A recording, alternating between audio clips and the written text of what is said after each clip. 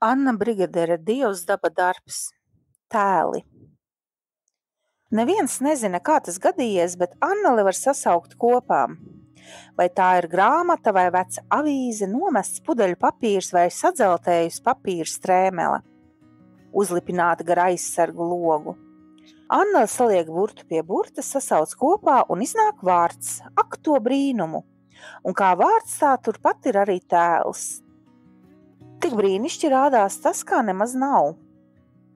Izsauc ziema, un tūdaļ redz baltus laukus, kupenām pienestus dārzus un bērnus pa lauku ar ragutiņām, gluži tā, kā tas bija kamenēs.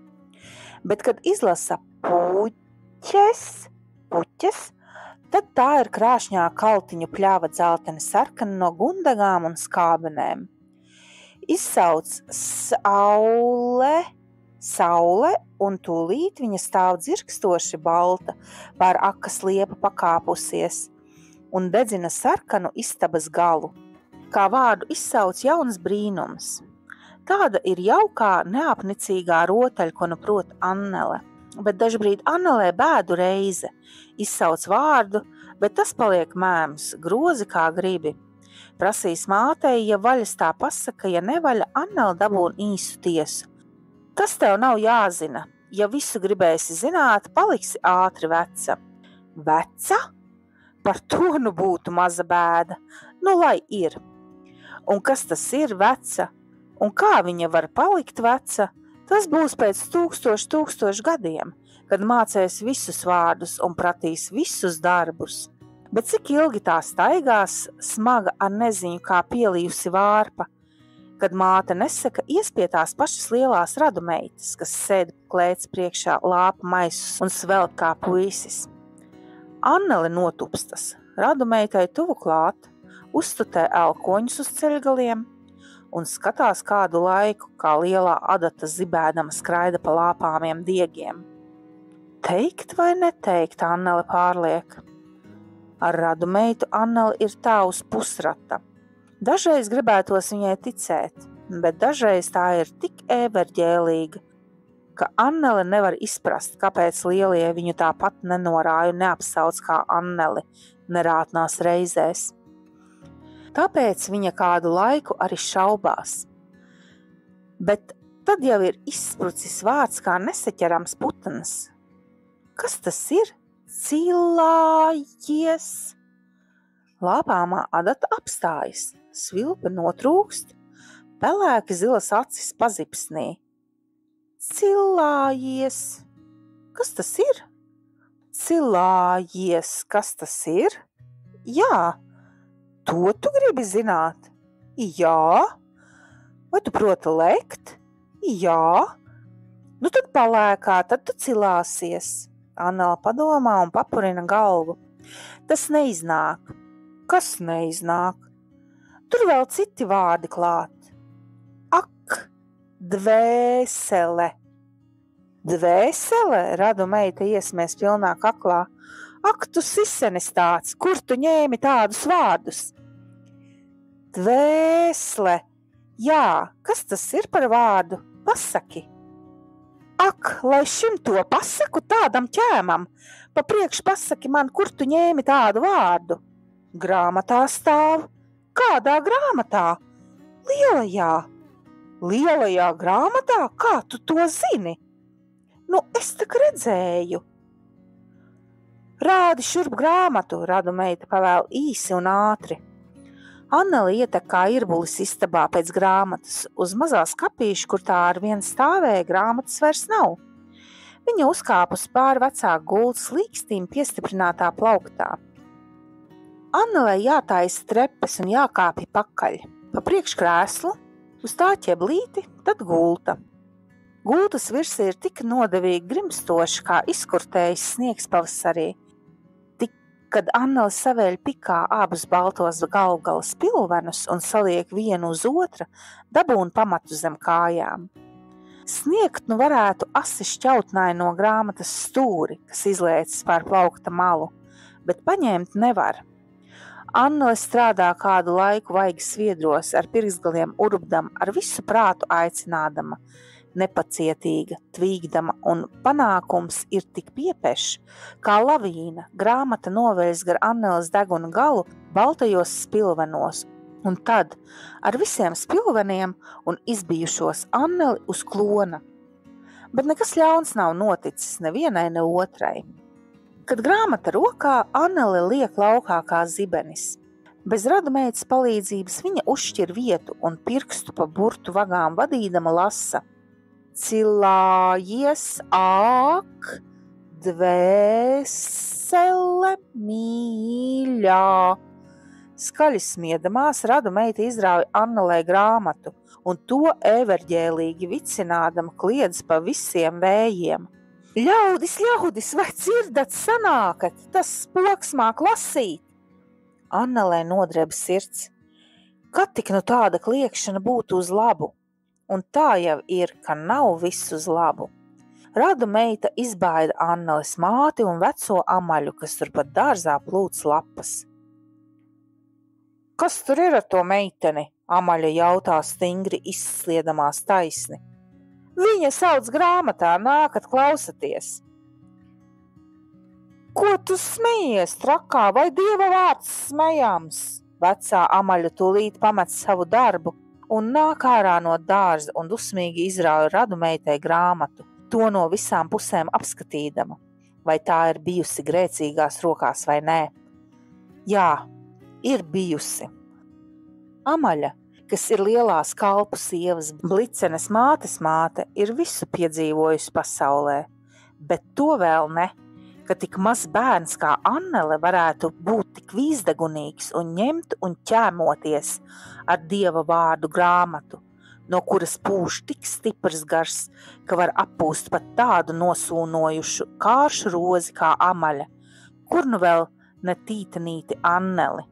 Ak, pasaule, tavu traku audzināšanu! Amaļa nolikusi grāmatu uz klēdz bruģa, bargi krata pirkstu uz Anneles māti. Māte arī iznāk no dārza, jo Annele tak viņas bērns. Viņa vairās, viņa nav Annelei spiedusi lasīt, ne arī tai grāmatu devusi. Kas tad šo māca? Tā jau viņa bulderē pati no sevis. Kad tik atrod kur ko drukātu? Vai tad tur kāds grēks? Ak, nav grēks! Sajuks galvā, tad tev nebūs grēks. Vai maz tādu pārgudru, kas grābu Dievam acīs? Pastiepusies kā bēzlapa, bet jau prot drukātu, ļauj tik vaļu, iebuldurēs rakstītu ar. Nu, es tik tev saku, tu to piedzīvosi.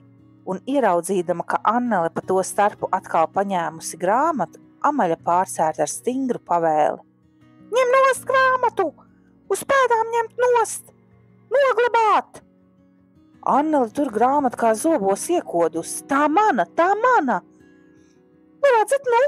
Vai es neteicu? Redzat, nu? Kas izaugs? Ak, pērienu tik! Amaļa tītina un ar lielām dusmām ieskrien dārzā un rauj šņāgdama lapas. Viņas dēļ, lai nu arī audzinot Anneli par grēka gabalu. Sveša bērna dēļ viņa nevarot dabūt lēcāju pakrūtē un vēl mirt nost, bet Dieva sots jau tik un tā nākšot. Amaļu strupi noraidīt māte nevar, jo Amaļas dusmas ir svētas dusmas, un tās ir kājās Dieva vārda dēļ.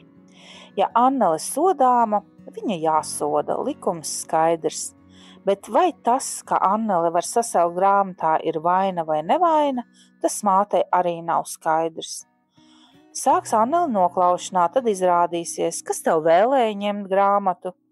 Tas ir pavisam neatbildams jautājums. Kā tu varēji paņemt grāmatu? Cik ietiepīgi un savādi var tak jautāt tādi lieli cilvēki? Kā lai Annele to pasaka? Annele ir liela sirds, viņa nelūdzas, viņa nebirdina asaru, viņa stāv kā buks. Ko tu, māte, domā piedzīvot no tāda bērna? Amaļa sauc no dārza kā no kanceles. Annele dabūna dunsku sānos, kas to ievada istabā, un tur nu redz visu to godību. Tur guļ novārtā un putekļos mātes baltie spilveni un sega, kā Anneles vainas 10-kārtīgs pierādījums. Ar otru dunsku Annelei jāiet kaktā. Ko tas līdz? ka viņa tagad pa plakstu apakšu var novērot, kur māte noglabā grāmatu jaunā vietā. Viņai tās vairs nevajaga, lai viņa tur guļ 100 gadu. Kas Annelei daļas? Kam vajadzēja ielaisties ar to radu meitu? Kam vajadzēja tā gribēt zināt? Un kāpēc tā nobeidzās visas tās karstās gribēšanas? Nē, nu gan vairs Annele nejautās nekad un nevienam. Labāk domās pati. Domās, kamēr izdomās. Šepat kaktā var sākties liela un gara domāšana. Kas tad tā īsti ir par to lietu ar to grāmatu? Annele sola pērt par to, ka viņa var sasaukt kopā, bet pērnzien.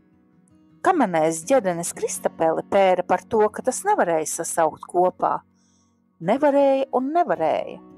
Kā Annele iedomā par Kristapeli, viņai noiet viss rūgtums, kas iespiedies kaklā, un sāk nākt smiekls. Jocīgs bija Kristapelis. Katru rītu grāmatā saukšana jau sākās ar bāršanos. Kā ģedene nosēdās pie ratiņa un atvēra grāmatu ar ielikto irbuli, Kristapeļa nebija. Kur Kristapelis? Skraidīja un prašņāja, neviens nezināja. Kristapelis mācēja ielīst tādās vietās, kur viņu ne pele nebūtu atradusi, bet ģedene atrada. Ģedene drīz vien to iedzina bārdamās un stibu no muguras vicinādama. Kristapelis ienāca garām stīvām kājām, plecus tik augsti savilcis, ka kamzoļi uzskrēja pāri bikšu jostai. Kad nosēdās, vēl ilgi toņājās un kasījās, kamēr ģedene iegrūstīja ratiņu pareizā vietā. Mātei vajadzēja tam ielikt rokā irbuli un grāmatu. Pats nejaudāja, kad māte uzsauca, sāka gari gaudeni vilkdams un ar irbuli katru vārdu badīdams bokšķierēt kaķismu. Es esmu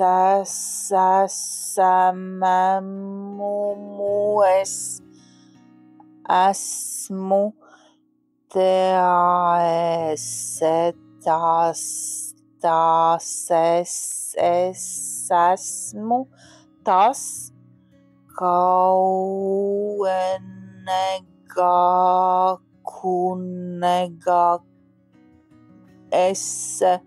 Kungs, ģedene tam iegrūda sānos. Kungs, Kristapelis tādā pat balsī atkārtoja. Vai tu pagāns mani mēdīsi? Vai tur stāv 2 reizes kungs, ko? Tur tik stāv 1 reizi, saki kungs, Kristapelis atkārtoja raudulīgi. Še tev saki kungs, Kristapelis atkal dabūja pa muguru. Vai tu aizgal domā dieva vārdu zaimot? Un paceltā dusmu māktā balsī ģedene bļāva Kristapelim priekšā. Es esmu tas kungs, saki pakaļ! Es esmu tas kungs, Kristapelis svilpa elsodams un lielas pilastam ritēja pa deguna galu. Tā viņi abi cīnījās ikdienas. Kristapelis peldēja pa kaķismu, līdz tas bija samircis kā pirts slotiņa. Tad ģedene to tam nikni izrāva, un Kristapeļa deguns tūlīt nostāja pilēt. Kamēr māte pārmīja kaķismu ar lielo dziesmu grāmatu, viņš pašķielēja apkārt uz Anneles pusi. Lai tā, kur bija saliecies kuprī, ar abiem īkšķiem paplēta muti līdz ausīm, citus pirkstus drausmīgi izšķirstināja un tā izvieb to nejaukāko ģīmi, kādu vien mācēja. Bet Annele jau vairs nebija mazā, ko tik viegli varēja nobiedēt. Viņa tik smējās un vācās tuvāk Kristapelim, ko pa kaķisma bokšķierēšanas laiku nekad nedarīja.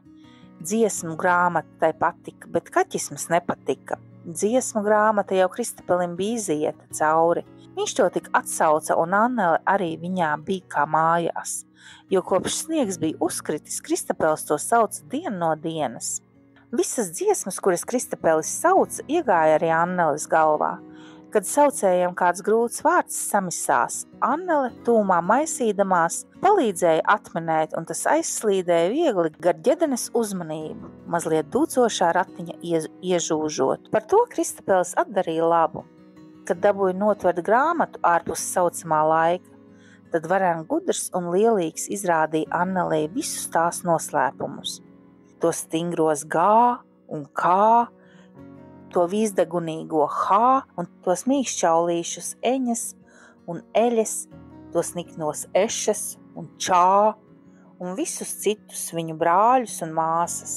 O, Tā bija Kristapilim pavisam citāda saukšana nekā ar māti. Un kad Annele jau pazina katru burtu pa vienam, kas tad viņai tur bija ko nesasaukt kopā? Kad Annele savā kaktā tā bija izdzīvojusies pa kamenēm, izsaukusi visas dziesmas un pat labam Heidī laidās ar citiem bērniem pa kameņu lauku ar ragutiņām, ienāca māte. Ja Annele būšot rātna, varot iet. Kādēļ, lai Annele nebūtu rātna? Viņu to uz pēdām apsola, lai tik var dabūt kājām vaļu un aizlaisties kā vējš. Bet māte paņem to pie rokas un viņas abas aiziet uz klēti. Māt, tu iesi pie lādes? Tu rādīsi lakatus. Annele lēkā no vienas kājas uz otru. Jā, māte iet pie zaļās sarkaniem gaļiem rotātās lādes. Kad smagais vāks aizkrīt lādē aiz muguras, Annele sasit plaukstas. Viņai vairs nevajag celties uz pirkstgaliem vai staipīt kaklu. Viņa pati uz savām kājām stāvēdama var ieskatīties lādes dziļajā noslēpumā. Māt, mūsu lāde ir sarukusi maziņa, viņa brīnās. Nē, tu esi izaugusi liela, saka māte. Liela? Annele liek sev roku uz galvas. Kā tad es augu? Un viņai jādomā par to tik ilgi, kamēr māte jau izsitinājusi un izpurinājusi visas zīdainas un pat laban ceļ augšā smago vāku no lādes aizmuguras. Līdz ar vāku uzlec vesela rinda dīvainu vīriņu un sieviņu, sablīvējušies vāka iekšpusē. Māt, kas tie tādi, no kurām mājām tie ir? Tie nav no nekādām mājām, tie ir dāmas un kungi. Dāmas un kungi? Annele sauc aizgrābta, aizķērusies abām rokām aiz vāka un nelaizdam to ciet. Mātei jāļauj apskatīt. Tad tādi ir kungi un dāmas. Vienam ir garas zeķes pāri ceļiem un kurpes zelta sprādzēm, bikses īsas ap gurniem piebāstas kā pūšļi. Plecos karājas īsts zaļš paltraciņš un pie cepures līgojas gara balta spalva. Vienā pusē tam zobens, otrā duncis.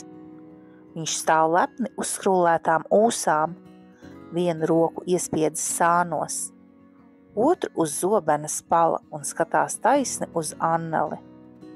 Nu, ko tu par mani saki? Don Juan, lasa Annele apakšā rakstītom. Otrs citādu raibumu un augumu stāv tālāk. Platām rokām atrisinājis garu rakstu, viņš kaut ko rāda. Leporello. Annele lasa apakšā, un tad nāk dāmas, tik kuplas un krāšņas, ka acis žilpst. Donna Anna, rokas kā pātaros salikusi. Donna Elvīra, abām rokām sev krūti žņaugdama. Un tur vēl daudz citu ērmotu un jauku, ko redzēt. Bet mātei ir apnicis un diezgan. Iekams Annele var paplest muti un kaulēties, māte aizsit vāku ciet. Visi donžuāni un donnas iekrīt zaļajā lādē atpakaļ kā kapā. Bet tas velti. Kas viņus vairs var aprakt, kad tie parādījušies no lādes iekšām? Kur Annele iet, viņi līdzi. Un klāt.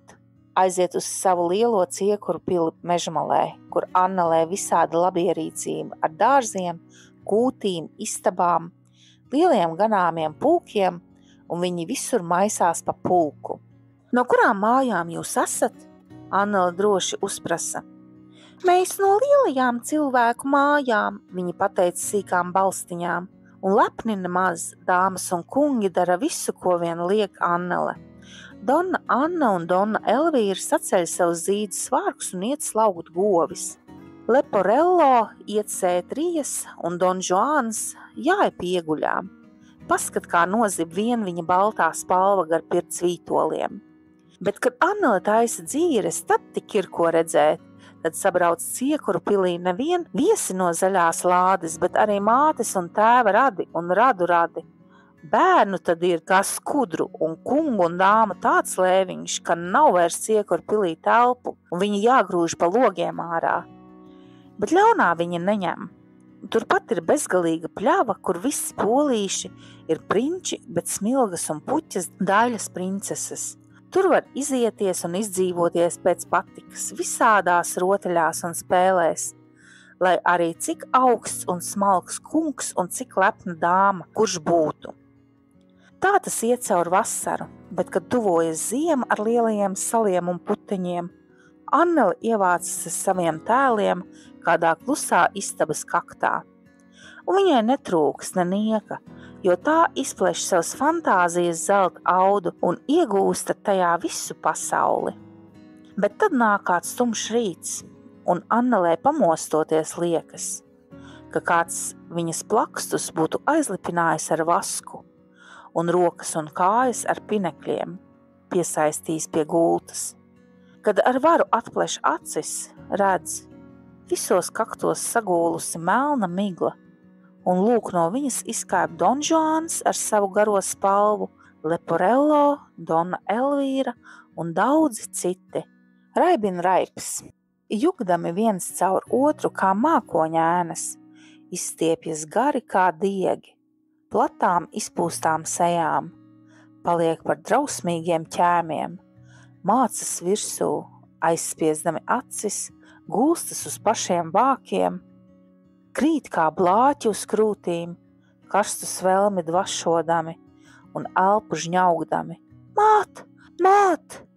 Annele tik paspēja vēl iekliekties, un kā no kapa viņa dzird mātes balsi, un redz, kā no miglas pastiepjamies viņas rokas, un tad viņa vairs nekā nezina.